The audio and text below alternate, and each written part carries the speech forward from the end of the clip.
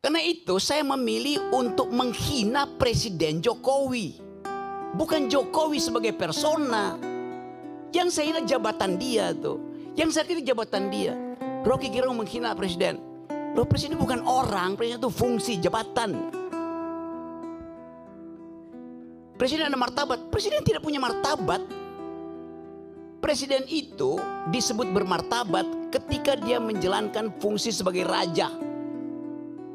Karena tubuh publiknya menyatu dengan tubuh privat. Martabat itu hanya ada pada orang privat, itu disebut human dignity. Dignitasnya pada manusia. Itu satu frasa. Human dignity. Saya menghargai manusianya, bukan jabatannya. Itu yang mesti jelas di kita tuh. Karena itu saya heran. Kenapa kalau saya memaki-maki presiden, saya diomelin. Kenapa orang yang memuji-muji presiden tidak diomelin? Kan dua-duanya deskripsi. Memuji dan memaki itu dua-duanya kualitas yang sama derajatnya. Pujian jadi pujian karena ada yang memaki. Makian jadi makian karena ada yang memuji itu. Bifurkasi itu yang mau saya terangkan. Saya terangkan sebagai dosen ya. Poin itu tuh. Jadi kalau saya kasih kritik betul-betul metodologis.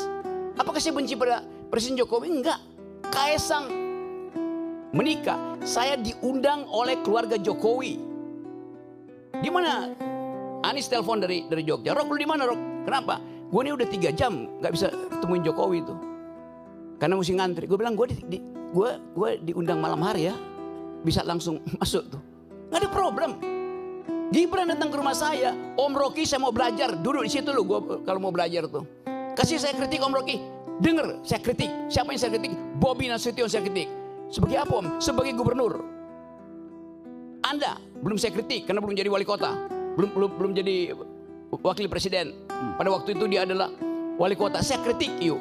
Dia ngaku bahwa setiap Sabtu berbagai macam menteri datang ke dia kasih duit supaya Solo. Saya bilang, yuk koruptor tuh. Saya kasih kritik. Dia gak marah. Karena saya terangkan saya kritik kamu karena saya tanya. You datang sebagai apa? Sebagai wali kota. Ya mendua Om. Saya juga datang karena saya bosan ikut kuliah-kuliah di sekolah PDIP. Dia bilang begitu. Tadi sebelum Tunggu, gue mau terangin semua hal. setiap minggu menteri datang maksudnya apa itu? Ya udah, you nggak usah tanya itu. Jadi saya mau terangkan itu dalam posisi saya sebagai kritikus. Saya mau jadi kritikus. Orang-orang yang jadi pejabat nggak mau, saya mau jadi kritikus saja. Kenapa saya mau jadi kritikus itu kan? Jadi saya mau jujur katakan itu. Jadi tidak semua yang kotor itu tidak berguna. Saya kasih ilustrasi. Satu waktu saya naik ke Himalaya, Gunung Himalaya. Di ketinggian kira-kira 5.000 meter, 5.500. Saya kehilangan orientasi. Suhu udah turun minus 20. Pos terakhir itu saya tinggalkan 3 jam. Gak dapat lagi tea house untuk nginep tuh. Bayangin minus 20. Angin 90. Kalau buka handskun itu, apa namanya kaos tangan itu ceret kayak jarum masuknya di situ. Luka itu oleh butir es itu. Lalu kita cari akal bagaimana caranya. Tidak ada tempat menginap di situ. Dapat kandang yak.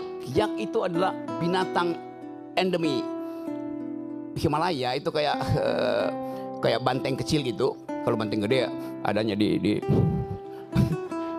di tempat Bu Mega. Ini banteng kecil, rambutnya panjang. Kita kumpulin kotorannya, tai yak itu. Saya tidur di situ tuh. Kotoran itu berguna untuk menyelamatkan saya tuh. Tidak semua yang najis itu tidak berguna. Apalagi dalam politik itu kan. Yang sepenuhnya adalah najis itu kan. Jadi saya mau terangkan itu dalam upaya untuk membekali negeri ini. Dengan pengetahuan. Rocky Gerung gak berguna buat bangsa. 2 minggu lalu saya pulang dari Paris. Bawa medali emas buat Indonesia tuh.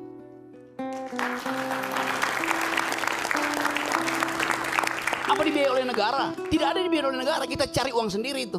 Yang dibiayai negara itu justru diambil oleh menteri-menteri yang datang di situ dengan tagline Olimpik. Padahal saya tahu dia nggak punya cabang olahraga. Lalu saya puji Jokowi dari situ. Terima kasih Pak Jokowi karena memungkinkan saya membawa pulang medali emas tuh.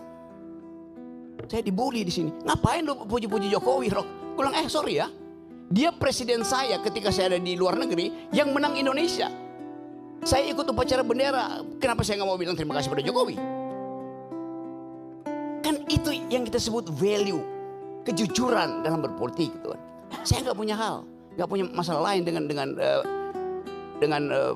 pemerintah. Saya punya masalah dengan kebijakan yang mereka buat. Yang sebut kebijakannya itu dungu. Buktikannya sebaliknya kan. Bahkan saya bilang pada waktu itu, Jokowi sebagai presiden adalah bajingan tolol. Satu, PDIP marahin saya, dilaporin ke polisi. Saya kasih kuliah di Jogja, saya dilemparin botol di kepala saya tuh. Saya bilang, kenapa kalian marah? Saya cuma terangkan itu supaya kalian tahu bahwa yang saya kritik kebijakannya presiden, bukan Jokowinya ansih. As a person, nggak ada urusan saya dengan. Saya berbaik-baik dengan Pak Jokowi sebagai manusia, dengan Pak Prabowo, dengan Pak SBY segala macam tuh. Zaman SBY saya paling keras kritik beliau tuh. Sekarang tiap minggu saya diskusi tentang politik global dengan SBY, nggak ada soal. Jadi saya mau pisahkan antara mental seorang yang mampu untuk memisahkan pengetahuan dia tentang kebijakan dan penghormatan dia pada persona. Itu dasarnya tuh. Jadi sekali lagi, saya tetap akan kasih kritik. Apapun itu hak saya. Dan tidak mungkin saya dipidana kalau saya caci maki Jokowi atau saya muji Jokowi. Pasal itu nggak ada lagi. Tidak ada pasal penghinaan presiden. Udah hilang. Siapa yang hilangin? Saya berjuang dari zaman 98 di LBH untuk hilangkan pasal itu. Jadi kalau tanya kenapa Anda caci maki? Pasal itu nggak ada. Kenapa dia? Saya yang kita di LBH Buyung Nasution. Saya penasihat ahli Buyung Nasution dalam soal-soal untuk membereskan demokrasi kita. Jadi dari 98 saya tahu akal pikiran tentang perubahan konstitusi itu. Anda caci maki aja, nggak akan Anda dipidana tuh. Karena rakyat Indonesia melalui ketetapan MPR mengerti bahwa presiden itu bukan orang, dia fungsi, dia jabatan publik. Tidak boleh dilekatkan pada dia prinsip-prinsip pada hukum pidana, nggak bisa. Yang tidak boleh kita caci maki adalah manusia di dalam keadaan pertemanan atau Anda kenal. Orang yang nggak kenal Anda caci maki, dia nggak bakal tersinggung. Demikian juga dalam perdebatan. Debat itu adalah kemampuan untuk mengolah argumentasi itu. Itu aja. Sebagai dosen, saya mengajar dari S1 sampai S3. Ayo bayangin coba. Dengan metodologi yang sama itu. Cara berpikir. Jadi bagi saya nggak ada soal itu. Saya akan terus kasih kritik. Saya akan terus kasih argumen. Tapi saya mencintai bangsa ini. Negeri ini saya cintai itu. Yang saya nggak cintai adalah politisi busuk. Yang saya cintai adalah pejabat busuk. Presiden busuk, menteri busuk. Ngapain cintain mereka tuh? Mereka umurnya 5 tahun. Bangsa ini umurnya sepanjang hidup. Itu poinnya. Jadi politik bukan the art of the possible. Kemungkinan bukan. Politik adalah the art of attacking the impossible. Yang impossible itu justru kita lenyapkan. Nah balik pada tema hari ini. Kita bicarakan sesuatu yang sebetulnya barang bekas semua nih. Yang kita tahu ini terjadi karena perebutan threshold. Mulailah dengan mengucapkan thresholdnya dibikin 0. Itu harusnya tuh. Supaya ada kesetaraan orang berargumen tuh. Supaya dia argumennya bagus. Bukan karena masa pendukungnya bagus. Karena itu saya terus mengatakan bahwa untuk menjadi calon presiden, calon wakil presiden, calon gubernur, calon bupati, calon apa aja, pakai prinsip pertama bukan elektabilitas, tapi etikabilitas itu. Ini calon pejabat ini pernah berbohong nggak? Pernah nyolong nggak? Kalau dia lolos etikabilitas, saya uji yang kedua, intelektualitas. Karena dia mesti berdebat dengan pemimpin dunia. Itu pentingnya latihan perdebatan. Dasar perdebatan adalah konstruksi berpikir. Dasar perdebatan adalah kemampuan untuk mengolah pikiran. Bukan sekedar untuk retorika, tapi dengan logika.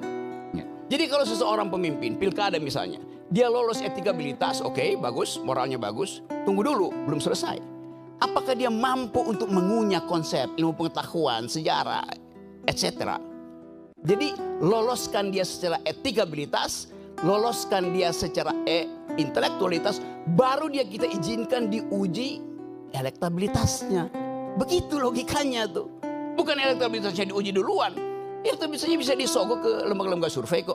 Nah saya ingin didik bangsa ini sebagai seorang yang memilih profesi dosen, guru, supaya jujur dalam berargumentasi. Assalamualaikum warahmatullahi wabarakatuh. Waalaikumsalam warahmatullahi wabarakatuh.